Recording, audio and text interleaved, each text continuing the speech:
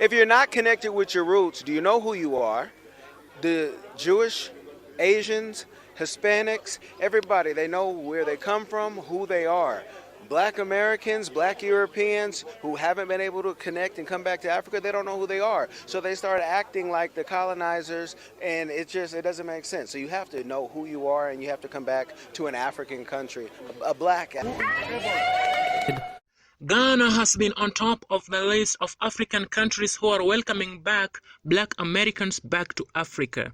This has been fueled by the campaigns by Ghana's government, the call to return.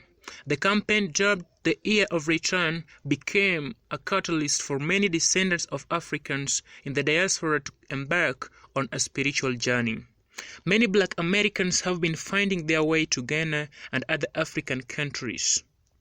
Kenya is also among the African countries welcoming joyfully the black Americans who trace their origin to the country. Black Americans arriving in Kenya are received with much joy and love.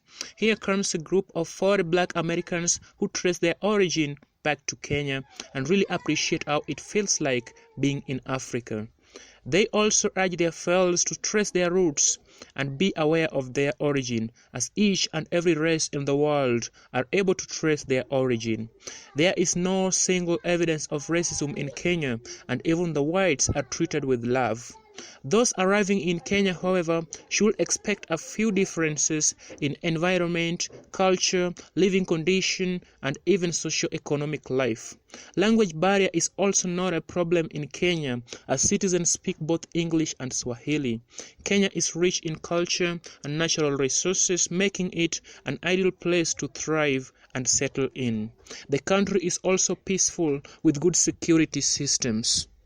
There are many reasons why many black Americans should consider coming back to Kenya, as this is evident by the feelings and expression of those who have been in the country and are permanently staying, vowing never to leave the country.